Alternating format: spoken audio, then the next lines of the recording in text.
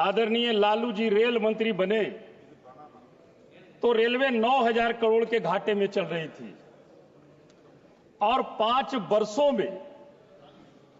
वर्षों में बिना किराया बढ़ाए गरीबों के लिए गरीब रथ चलाते हुए भी 90,000 करोड़ के फायदे तक पहुंचाया था। महोदय, रेलवे में आज गड़बड़ी कहां हो रही है, ये गंभीरतापूर्वक देखने की जरूरत है महोदय। यही नहीं महोदय, लालू जी के रेलवे की सफल रणनीति को समझने के लिए IIM अहमदाबाद, हार्वर्ड और बॉस्टन यूनिवर्सिटी जैसे संस्थानों ने मैनेजमेंट लेक्चर के लिए उन्हें आमंत्रित किया और जाकर के उन्होंने लेक्चर दिया। हम विशेष नहीं कुछ कहना चाहते हैं महोदय। 2022-23 में 27 बड़ी रेल दुर्घटनाएं हुई। 27 10 वर्षों में कवच सुरक्षा प्रणाली अब तक 1465 किलोमीटर ट्रैक पर ही लागू हो पाई है, जो भारतीय रेलवे नेटवर्क का 2% है। रेलवे की अधिकतर परियोजनाएं विलंब से चल रही है। महोदय, 2.5 लाख सुरक्षा केंद्रित पद खाली पड़े हैं, जबकि लालू जी के कार्यकाल में रेल कर्मचारियों के वेतन और भत्तों में देरी नहीं होती थी। बड़े संख्या में नए कर्मचारियों की भर्ती भी की गई। अधिक से अधिक ट्रैक विद्युतीकरण की दिशा में काम किया गया था महोदय। और महोदय, आज 71% रेलवे ट्रैक विद्युतीकरण हो चुके हैं। 71%। लेकिन महोदय, सिर्फ 52% मालगाड़ियां और 45% यात्री गाड़ियां ही इन ट्रैकों का उपयोग कर रही है। 71% विद्युतीकरण है ट्रैक, उसके बावजूद भी आप मालगाड़ी 52% और 45% यात्री गाड़ी आप इस ट्रैक पर चलाने का काम कर रहे हैं। हम 1-2 बातों का ध्यान आकृष्ट कराना चाहते हैं महोदय आपके माध्यम से। बिहार के डिहरी ऑन सोन स्थित डालमिया नगर औद्योगिक क्षेत्र में 2007 में 2209 एकड़ भूमि रेलवे ने खरीद की थी। 2009 में तत्कालीन रेल मंत्री द्वारा यहां हाई एक्सल वैगन मरम्मत और कपलर निर्माण कारखाने की आधारशिला रखी गई थी।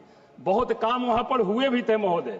2017 में रेलवे मंत्रालय ने कबाड़ बेचकर वहां के 90 करोड़ रुपए का राजस्व प्राप्त किया और इस क्षेत्र में रेल वैगन मरम्मत कारखाना स्थापित करने के लिए DPR बनाने की जिम्मेदारी रेलवे की इकाई को दी। 2015 के विधानसभा के चुनाव में माननीय प्रधानमंत्री जी इस परियोजना की घोषणा भी किए थे महोदय, और संसद में तत्कालीन रेल मंत्री माननीय पीयूष गोयल जी ने 2022 तक इसे चालू करने का आश्वासन भी दिया था महोदय। वो भी आज ठंडे बस्ते में पड़ा हुआ है। आप चुनाव में जाते हैं, घोषणा करते हैं कि हम इस परियोजना को चालू करेंगे। यही परियोजना नहीं महोदय, अभी हमारे मित्र साथी बता रहे थे, बिहार को 10,000 कुछ करोड़ का रेलवे का बजट मिला है। 10,000 के रेलवे बजट से बिहार को कुछ होने वाला नहीं है। मैं बताना चाहता हूं, अनुग्रह नारायण स्टेशन पर लिफ्ट काफी दिनों से खराब पड़ा है। माननीय मंत्री महोदय जी, आप कहते हैं स्टेशन हम सौंदर्यीकरण कर रहे हैं। ये किस तरह का सौंदर्यीकरण है? जो पहले से बना हुआ है, खराब है, उसकी मरम्मत वर्षों तक के आप नहीं कर पा रहे हैं। रफीगंज रेलवे स्टेशन पर पुरुषोत्तम एक्सप्रेस की ठहराव की मांग बहुत दिनों से चल रही है। हम एक ध्यान आकृष्ट कराना चाहेंगे, गया डाल्टनगंज नई rail line via Bodhgaya Sherghati Banke Bazar Imamganj Simaria तक, जो पहले बताया गया भी कि 430 करोड़ रुपया उसमें आवंटन किया गया है, अभी तक कहीं पर से उसमें काम नहीं बढ़ा है महोदय। बिहटा औरंगाबाद रेलवे लाइन 44 साल से लंबित है। हमारे बिहार के साथी खुश हो रहे हैं। बिहटा रेलवे लाइन जो अरवल को जोड़ते हुए दौदनगर होते हुए औरंगाबाद तक के आती है।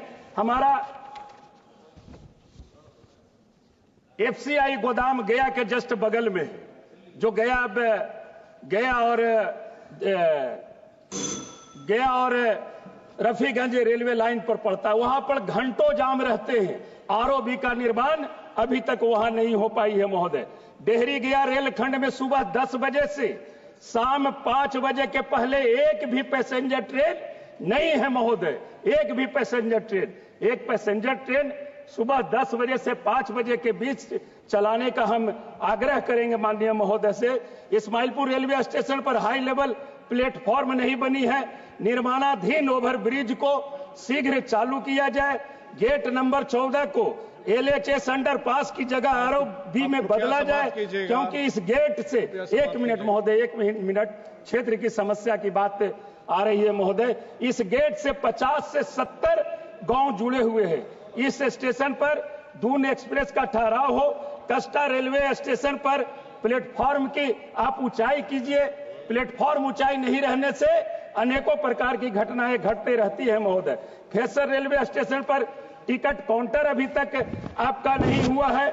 हम एक आग्रह और करेंगे महोदय, ये जो कोरोना के दौरान जितने भी मेल एक्सप्रेस ट्रेन का जो ठहराव स्टेशनों पर रोका गया था, उसे अविलंब चालू कराया जाए माननीय मंत्री महोदय।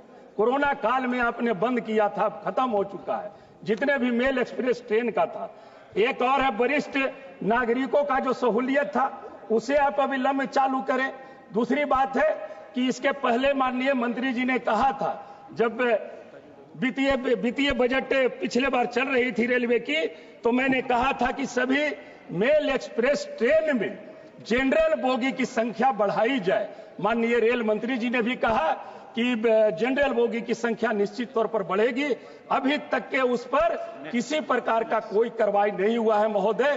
किसी भी मेल एक्सप्रेस ट्रेन में जनरल बोगी नहीं बढ़ाई गई है। आज भी हमारे जनरल जो पैसेंजर जो हैं वो धक्का मुक्की कर करके 24 घंटा।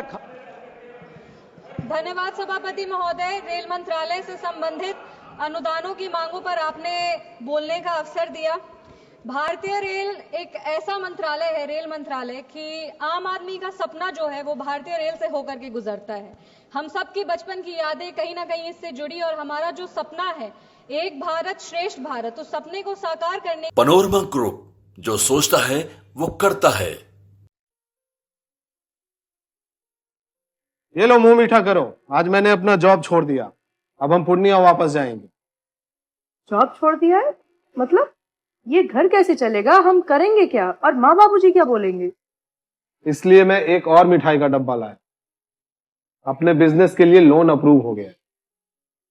अरे लोन अप्रूव हो गया वो तो ठीक है, लेकिन पूर्णिया में हम रहेंगे कहाँ? अपना घर भी तो नहीं है वहाँ। इसलिए तो एक और मिठाई का डब्बा अलग से लाया हूँ। हमने पूर्णिया में घर ले लिया है, पूर्णिया के ई होम्स पैनोरमा में। पूर्णिया में पैनोरमा ग्रुप लेकर आए हैं ई होम्स पैनोरमा। बड़ा घर, आलीशान जिंदगी और अत्याधुनिक सुविधाओं के संग। अरे अब क्यों मुंह मीठा करवा रही हो? क्योंकि हम घर वापसी जो कर रहे हैं। घर वापसी की खुशी पूर्णिया में ई होम्स पैनोरमा के संग। E homes panorama, luxurious lifestyle redefined.